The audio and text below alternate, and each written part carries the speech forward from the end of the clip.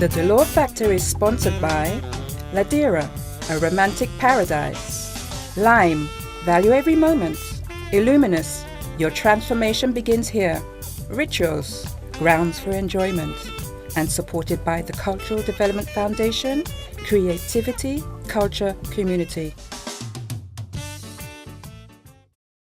On this episode of The Dolor Factor, we'll be discussing Nobel Laureate Week, St. Lucia's annual celebration of their two Nobel laureates, Sir William Arthur Lewis and the Honourable Derek Alton Walcott.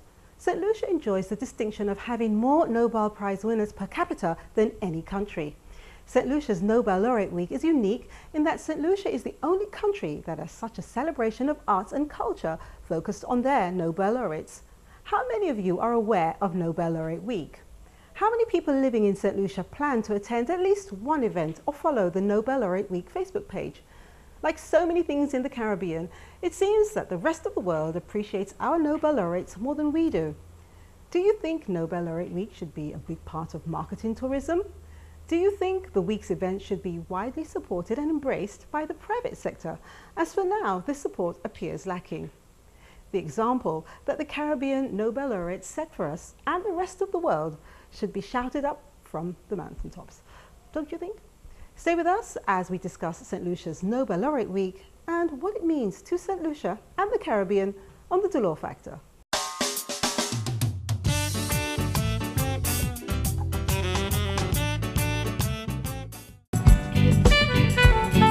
As an entertainer, I have seen many wonderful places around the world, but my favorite is Ladera Resort. Ladera is my favorite place to be, but the reasons why are difficult to put into words. Ladera itself is a mystical place that stimulates unforgettable memories in a setting that awakens your passion for nature and evokes romance. This is a place for rest and relaxation, recreation, and even recreation.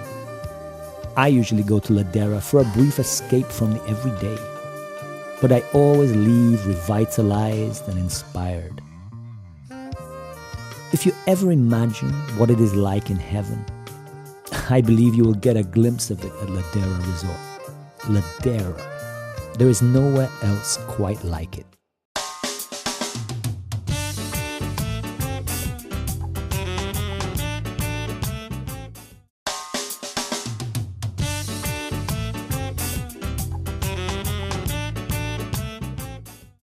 Hello, welcome to this special edition of the Dolor Factor. In St. Lucia, we are celebrating Nobel Laureate Week, and my guests are very, very important to that role. Later on, we'll be talking to the Honourable Derek Walcott and Sigrid, but first, it gives me great pleasure to introduce Her Excellency Dame Pearlette Louisy, who is, of course, St. Lucia's Governor General and also the chairperson of the Nobel Laureate Week Committee. Thank you so much for being here, Dame Pearlette. Oh, you're most welcome, and thanks for asking me.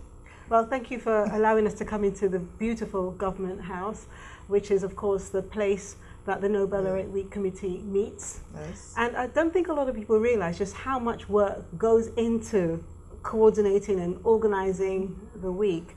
Now, That's so true. Yes. How did the week actually begin? It first began not as a week, but as a day. And the first observance of what was the Nobel Laureate Day was on the 23rd of January, 1993. And that followed on the Derek's being awarded the Nobel Prize for Literature in 1992. And then the country realized that, both of our laureates were born on the same day, January 23rd. So on that occasion, 23rd January 1993, the first Nobel Laureate Day, was held. And so that was a big event, and the square, and so other activities. But as time went on, the idea of a week emerged, so that if we count from 1993 to this year, we are in fact in the 22nd year of observing the achievements of our Nobel laureates. In the beginning, it was just simply the two lectures, the Derek Walcott lecture and the Sir Arthur Lewis Memorial Lecture.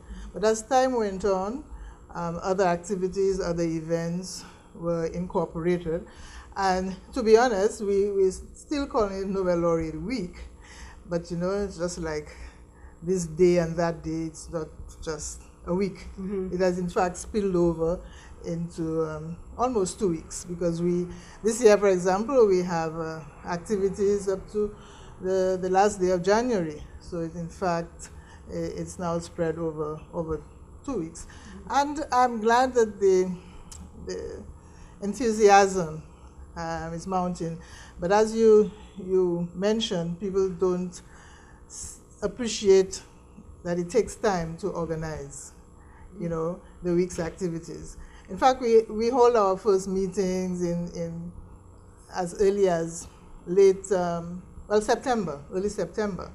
And so that by the time we get to Christmas, we need to have you know, a real firm idea of what shape the week will take. So while I am encouraging everybody to celebrate with us, we are sometimes hard pressed to accommodate late submissions, particularly if the committee is being asked to organize, coordinate, or sometimes even finance. For the benefit of the viewers, I think I should say that I'm actually coordinator of Nobel Laureate Week and I sit on the committee. So bearing all that in mind, I know how frustrating it can be to put everything together. But some of the criticisms that have been spoken about where the committee is concerned is that sometimes we do not perhaps hit all the people, because in the past Nobel Laureate Week has been seen as followed by certain people of perhaps a better educational stance. Would you say that this is something that you continue to hear? Well, I continue to hear it, and I'm surprised that I'm continuing to hear it. Because, for example, I took up the chairmanship of the committee in 2000.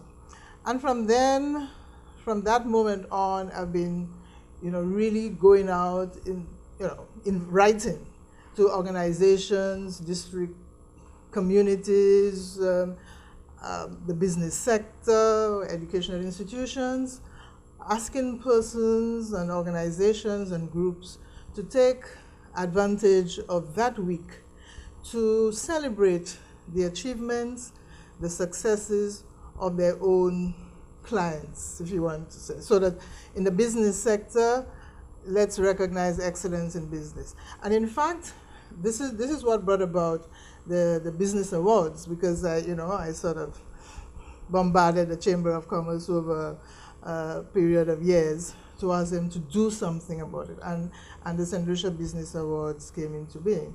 And so what we say is that it's true, we have the committee throws out the invitation to persons in their different communities and asks them to organize their own events. The committee is funded by government, and sometimes the allocation can't meet everybody's needs, so that we sometimes then look at private sector sponsorship. But organizations are being encouraged, I would even say sometimes begged, every year to come up and think of ways to celebrate excellence. Now, it doesn't have to be academic excellence. We're just saying excellence in any field of endeavor.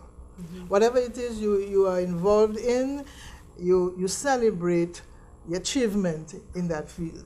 Whether you are in academia, you are in sports, you're in agriculture, you're in business, it is excellence. And that is why we've been using the theme over the past few years, the theme which we keep every year, celebrating excellence.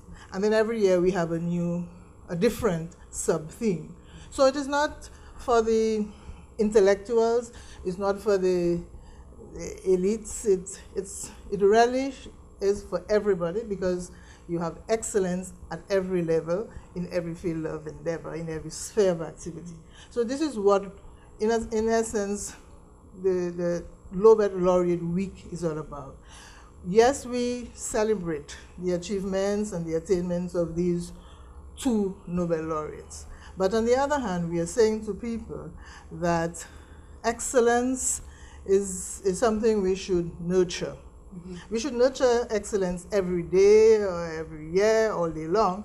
It's just that we are looking at this particular week, or in these days, 2 weeks, to highlight the whole concept of excellence and celebrating excellence. So now, as I said, in the beginning it was just the 2 lectures, but now it's you know, music, it's, you know, you name it. Performed by young children. By young people. As So, well. yeah, so that is our way of nurturing, you know, the talent to say that, you know, you can achieve excellence. Now, excellence does not necessarily mean that all St. Lucians will be Nobel laureates. And in any case, as I say, there's no quota. I like to say that there's no quota of Nobel laureates per country, you know. So we already have 2. There's nothing to say that we can't have a few more from now to, you know, in the 2040s, 50s. But that is when, now is the time to start nurturing.